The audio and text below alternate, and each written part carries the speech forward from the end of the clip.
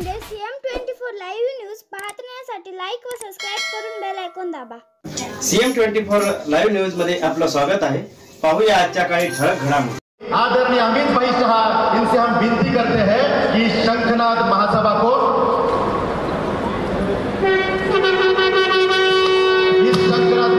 आप संबोधित करें।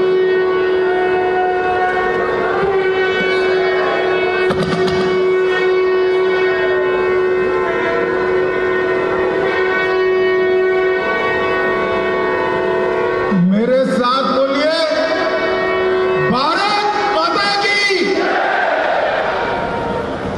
क्यों भाई, क्या हो गया नांदेड़ वालों की आवाज को? ऑपरेशन सिंदूर के बाद ऐसी आवाज नहीं चलनी चाहिए। नांदेड़ गुरु गोविंद सिंह जी की भूमि है, यहां से पाकिस्तान तक आवाज पहुंचे, ऐसे प्रचंड आवाज से बोलना है। मेरे साथ दोनों हाथ उठाइए, जरा उठाइए सभी लोग दोनों हाथ। ऑपरेशन सिंदूर के सफलता के संकल्प की मुट्ठी बीचे और प्रचंड आवाज से बोलिए, भारत माता की, भारत माता की जय जय जय जय जय शिवाजी,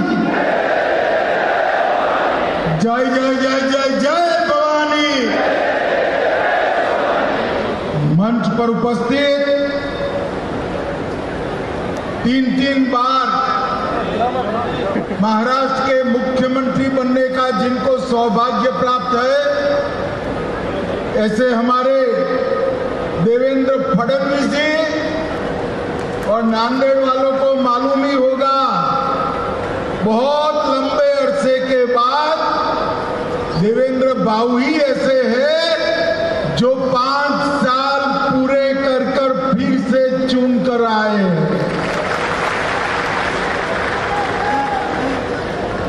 उनके साथ मंच पर उपस्थित पूर्व मुख्यमंत्री अशोक राव चौहान जी, महाराष्ट्र के राजस्व मंत्री, भाजपा के अध्यक्ष चंद्रशेखर बावनकुळे जी, भाजपा के कार्यकारी अध्यक्ष और भावी अध्यक्ष रविंद्र चौहान जी, महाराष्ट्र के मंत्री श्री अतुल सावे जी, पंकजाताई मुंडे जी, श्री अजीत गोपछड़े सांसद महोदय, भागवत कराड़ जी सांसद महोदय, हमारे वरिष्ठ नेता राव साहेब दानवे जी, और उपस्थित मंच पर उपस्थित भारतीय जनता पार्टी का नेतृत्व, और आज इतनी विषम मौसम में आए हुए, घंटों से बैठे हुए नांदेड़ के प्यारे भाइयों बहनों को मेरा जय श्री राम। मैं नांदेड़ की भूमि पर आया हूं तब, जिस भूमि पर गुरुद्वारा हजूर साहब उपस्थित है, वो भूमि पर सबसे पहले मां रेणुका देवी, राहे नरसिंह मंदिर, कोलंबी मठ और दत्त प्रभु को प्रणाम कर मेरी बात की शुरुआत करता हूं। ये भूमि जो है, इस भूमि को सिखों के दसम गुरु, दसम पिता गुरु गोविंद सिंह ने अपना देह त्याग करने के लिए पसंद की हुई ये पवित्र भूमि। मैं यहां आया हूं तब दसम पिता गुरु गोविंद सिंह जी, छत्रपति शिवाजी महाराज, धर्मवीर संभाजी महाराज, डॉक्टर बाबा साहेब आंबेडकर, वीर सावरकर और तिलक महाराज को भी प्रणाम कर मेरी बात की शुरुआत करता हूं। मैं आज इसी भूमि के वरिष्ठ नेता स्वर्गीय शंकर राव चौहान को भी बहुत सम्मान के साथ याद करना चाहता हूं। आज अभी वरिष्ठ ओबीसी नेता नाइक साहब के आदमकद पुतले का यहां पर अनावरण हुआ है। मैं नाइक साहब को भी प्रणाम कर मेरी बात की शुरुआत। भाई और बहनों, बहुत समय से बैठे हैं, मुझे लंबी बात नहीं करनी, मगर कुछ दिन पहले 22 तारीख को पाकिस्तान पुरस्कृत आतंकवादियों ने पहलगाम में अपने निर्दोष यात्रिकों को धर्म पूछकर उनके परिवार के सामने एक एक चुनकर मारने का कायराना कृत्य किया। और उस वक्त हमारे प्रधानमंत्री नरेंद्र मोदी जी ने पटना में कहा था, कहीं पर भी छिपे हो ढूंढ कर मिट्टी में मिला दिए जाए। और उस वक्त पाकिस्तान भूल गया कि 15 साल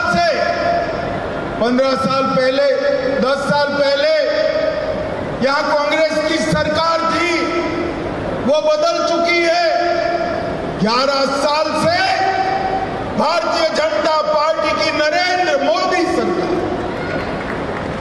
उन्होंने उरी पर हमला किया, हमने सर्जिकल स्ट्राइक की, उन्होंने पुलवामा में हमला किया, हमने एयर स्ट्राइक की, और उनने पहलगाम में हमला किया।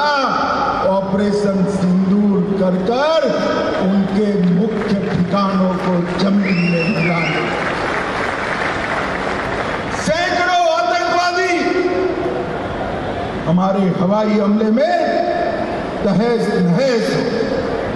और भाई और बहनों, ऑपरेशन सिंदूर ने हमेशा के लिए पूरी दुनिया, न केवल पाकिस्तान, पूरी दुनिया में एक संदेश भेजा है कि भारत की सेना, भारत की जनता और भारत की सीमा इसके साथ छेड़खानी नहीं करते, वरना नतीजे भुगतने पड़ते हैं, नतीजे भुगत। और मोदी जी ने स्पष्ट कर दिया कि हमारे निर्दोष नागरिकों पर अगर कोई हमला करता है तो गोली का जवाब गोले से दिया जाएगा, उसको माकूल जवाब। 7 मई को 1:04 पर 9 आतंकवादी स्थानों को 22 मिनट में नष्ट कर उनके हेडक्वार्टर को भी उड़ाने का काम वीर भारतीय सेना ने किया। 8 तारीख को पाकिस्तान ने ड्रोन और मिसाइल से हमले किए, मगर हमारी एयर डिफेंस सिस्टम इतनी पुख्ता थी, एक भी मिसाइल से एक भी ड्रोन भारत की जमीन को छू नहीं पाया, हवा में ही समाप्त।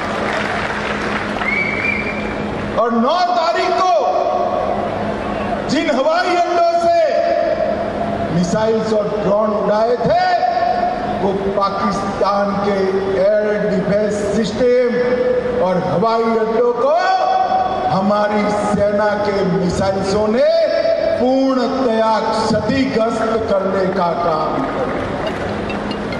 और पाकिस्तान की एयर डिफेंस सिस्टम को खोखला साबित करने का काम किया। और मित्रों, ये ऑपरेशन को मोदी जी ने नाम दिया ऑपरेशन सिंदूर। और पूरी दुनिया में संदेश भेजा, हमारी बहनें माताओं का, हमारी बेटियों का माथे का सिंदूर सस्ता नहीं है। इस सिंदूर को कोई क्षति पहुंचाएगा उसको खून से जवाब देना। और ऑपरेशन सिंदूर ने फिर से एक बार भारत की अपनी सीमाओं की रक्षा की प्रतिबद्धता को पूरी दुनिया के सामने उजागर किया।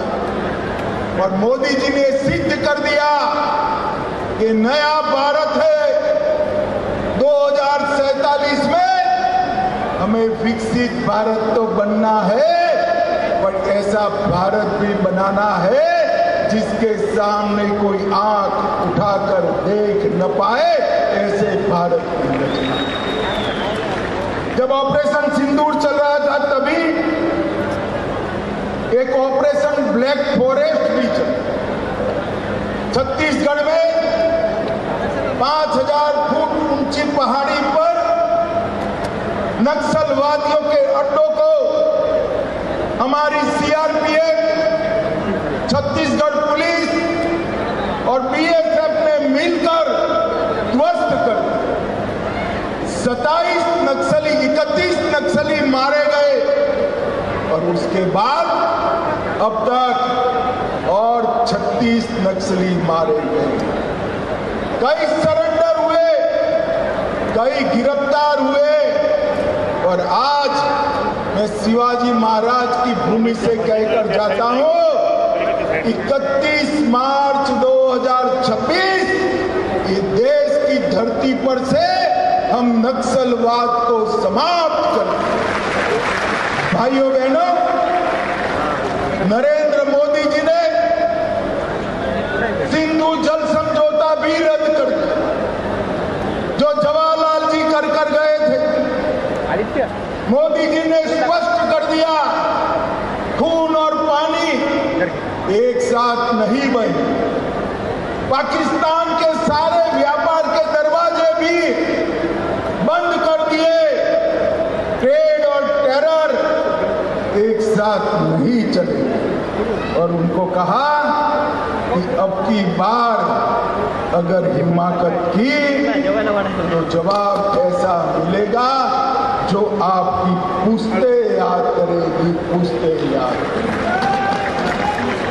भाइयों बहनों, जब ऑपरेशन सिंदूर के बाद मोदी जी ने निर्णय किया ये देश का मसला है, सारे देश के एमपी, अलग अलग पार्टियों के एमपी मिलकर दुनिया के हर देश में जाकर पाकिस्तान का आतंकवादी चेहरा दुनिया के सामने बेनकाब,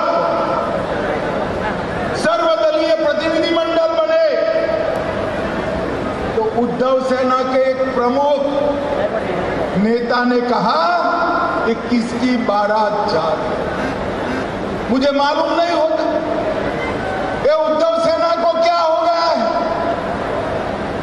ये बाला साहब की पार्टी हुआ करती थी एक जमाने में, आज बाला साहब होते तो ऑपरेशन सिंदूर के लिए मोदी जी को गले लगा लेते, गले लगा। पर ये उद्धव सेना सर्वदलीय प्रतिनिधिमंडल जिसमें उनके भी मेंबर गए हैं, उसको बारात कहने का काम करती है। भाइयों बहनों, मराठावाड़ में देवेंद्र जी ने एक बहुत बड़ा कार्यक्रम शुरू किया। यहाँ के हमेशा अकालग्रस्त इलाके को पानी से लबोलब करने का, और 2019 में 40,000 करोड़ की लागत से मराठावाड़ वाटर ग्रिड प्रोजेक्ट चालू किया। 11 प्रमुख बांधों को पाइपलाइन से जोड़कर हमारे मराठावाड़ के एक एक गांव में, एक एक खेत में पानी पहुंचाने का काम शुरू किया। बीच में धोखा देकर अगाड़ी सरकार बनी, उसने पूरा काम रुकवा दिया। अब देवेंद्र बाबू फिर से मुख्यमंत्री बने हैं। ये 5 साल में मराठा वाड़ के एक गांव में पानी पहुंचने वाला है। और सम्राट अशोक के समय से हमेशा अकाल को झेलने वाला एक किसानों का प्रदेश पानी से लबोलब हो जाएगा। कोंकण और कृष्णा बेसिन की सारी नदियों का पानी हमारे मराठा वाड़ के गांव में, घरों में और खेत में पहुंचे, ऐसी व्यवस्था हो। आज एक विशेष बात भी मैं करना चाहता हूं। मोदी जी ने अपनी महान मराठी भाषा को क्लासिकल लैंग्वेज के उपनाम देकर पुरस्कृत करने का काम किया। इतने सालों से मराठी भाषा को क्लासिकल लैंग्वेज का दर्जा देने की मांग थी। शरद राव कितने साल केंद्रीय मंत्रिमंडल में रहे, एक बार भी कुछ नहीं किया। मोदी जी ने मराठी भाषा को शास्त्रीय भाषा, क्लासिकल लैंग्वेज का स्टेटस देने का। और आने वाले दिनों में देवेंद्र जी के नेतृत्व में महायुति की सरकार महाराष्ट्र को फिर से एक बार देश में नंबर 1 बनाने का रास्ता प्रशस्त करेगी। मोदी जी ने तय किया है कि 2047 में विकसित भारत बनेगा। मुझे पूरा विश्वास है कि विकसित भारत बनाने में शिवाजी महाराज की ये धरती, तिलक महाराज और सावरकर की ये धरती का सबसे बड़ा योगदान होगा। और देश में सबसे पहले विकसित महाराष्ट्र बनेगा और वही रास्ते पर विकसित भारत बनने का रास्ता प्रशस्त होगा। आज बारिश होने के बावजूद भी आप इतनी बड़ी संख्या में आए। भारतीय जनता पार्टी की सरकार, मोदी जी, देवेंद्र जी का समर्थन किया और ऑपरेशन सिंदूर को अंजाम देने वाले हमारे सेना के जवानों को आपने समर्थित करने का काम किया है। आप सभी का मैं बहुत बहुत धन्यवाद करता हूं। मेरे साथ दोनों हाथ उठाइए, जरा एक बार उठाइए दोनों हाथ। विजय के संकल्प की मुट्ठी बीचे और प्रचंड आवाज से बोलिए, भारत माता